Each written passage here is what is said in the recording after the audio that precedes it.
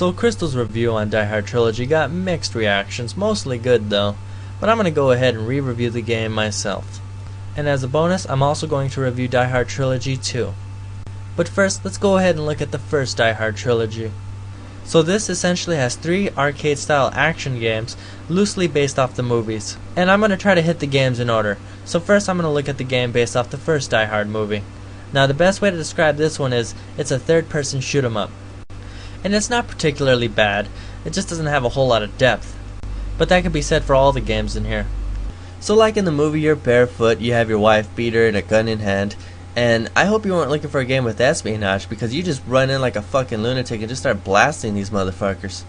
And by the way, look how tough this guy is. I mean, just look at all the bullets he's taking right here. It doesn't even faze him, doesn't even slow him down, it just brings him pleasure. I mean, Solid Snake, he's not. This motherfucker literally just runs into a crowd of people, just fucking throws a bomb. He's fucking crazy. I mean, those weren't even criminals or anything. They're just regular people, and he's just fucking blowing them up and putting bullets in their cranium. And sometimes you just go ahead and rescue hostages and shit, collect Coca-Cola. And after you collected all the hostages and Coca-Cola cans, here's the hard part. You gotta go find that time bomb. During this part, I'm always scared as shit, and there's sweat pouring down my face. This is intense. I mean, those numbers are just getting bigger and bigger. Then you find the bomb. Level complete. Now, what always kills this game for me, though, is I see the big-ass building right here. And just look at all those floors, and I'm always like, fuck that. Let's go ahead and move on to the next game. And this next game is based off the second Die Hard movie. And it's also the best of the 3 games you're going to find in here. I remember the first time I played this game, I was like 9 years old, and this one right here in particular was the one I played all the time. So like in the movie, you start off at the airport, you know, just hanging around, and you know, there's a hit and run, and everyone just starts going crazy, and people start shooting at you. As you can tell, it's just like the movie. Seriously though, this is actually a really fun gun game, probably one of the best gun games on the PlayStation period. And I know some of you are thinking, hey, what about Time Crisis? And, you know, really, what about Time Crisis? I fucking hate that game. I always thought Time Crisis was a poor response to Virtual Cop, but, you know, Time Crisis seems to be really popular. People probably even like it more than Virtual Cop, so what the fuck do I know? Either way, this is a really good gun game. So much so, I kinda wish they would have focused more time on this game alone and just forgot about the other 2. I honestly think this is just a stellar arcade shooter that has action you won't find anywhere else. I'm surprised companies haven't tried to duplicate it. So if you're thinking about getting Die Hard Trilogy, this game is really the best reason why. And if you're at home thinking, hey, can you give me a good reason not to get this game? Let me get to that. This final game is based off Die Hard with a Vengeance, which is probably the shittiest driving game I've ever played. And it's not even like regular shitty, this is highly concentrated shitty. Now, the best way to describe this is, imagine if you're playing Crazy Taxi, but the control was completely crippled. I mean, look at this fucking road. There's just too many fucking cars to move. It's like I'm trying to get bombs during fucking rush hour. And look at the map. That doesn't make any fucking sense to me.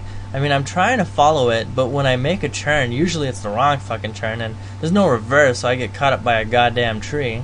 And you remember on the movie how they're doing these little riddles and just trying to find the bombs? Well, this one's a little different. Just fucking run those things over. That's right, just go ahead and hit them with your car. By the way, look at this. Look at me just caught up on this fucking wall, and then I teleport, and then I'm back at the wall. What the fuck? I didn't really edit that. This shit's really happening.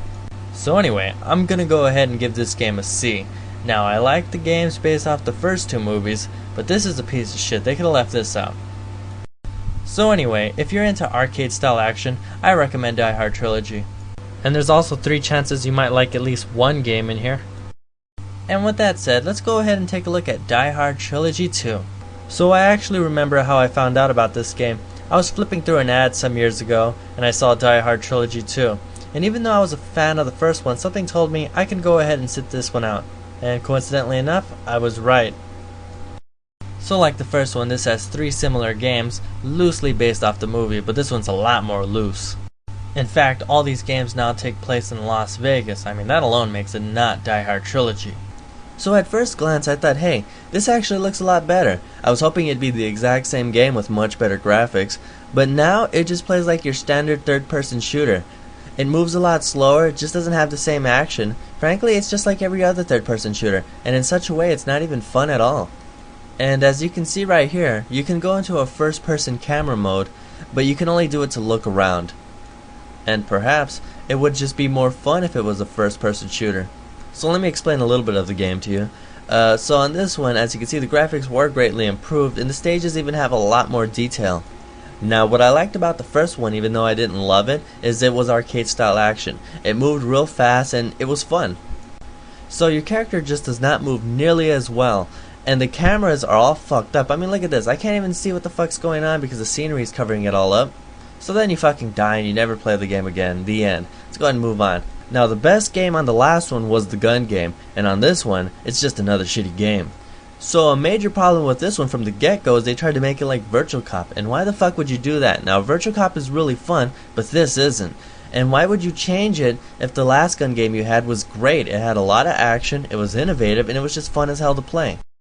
And now a major problem I was having with the game is the characters are way too fucking skinny, like anorexic skinny, like Auschwitz skinny. And your crosshair is way too sensitive. If you barely tap it, it jumps. So it's kinda hard to get it right directly on the enemy sometimes. And you can configure the sensitivity in the options, but even then I just can't seem to get it just right. And I thought this game was supposed to support the gun, but I sure as hell can't get it working. So it has some of the same mistakes we saw in the first one, and then they went ahead and just put some more shit on top of it.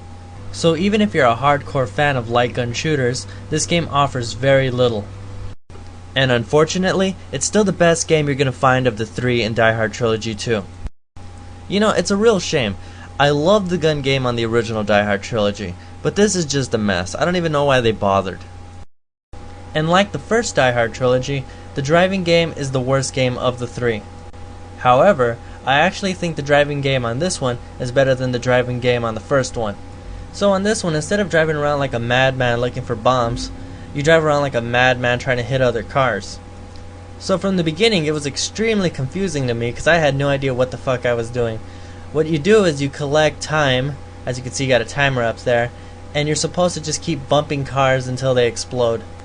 And that's really it. You just drive around collecting items and bumping cars. And the car doesn't drive particularly well either. The turning is extremely stiff, and it's hard to control sometimes. Now you can configure the sensitivity in the options, however, like the gun game, you can't configure it just right. By the way, do you guys know what I'm hitting in the middle of the field? Because it kind of resembles a cow, but if I hit a fucking cow, it's definitely not going to flip over my car. I mean, look at this, I hit a couple of them right here. So like in the original Die Hard trilogy, the best games are the ones based off the first two movies, and this third one isn't really worth playing. I don't even know why I'm playing this. It's not Die Hard at all. It's not even Dynamite Cop. So I give this game a D, and I think I'm being generous. This was just a horrible use of the Die Hard license.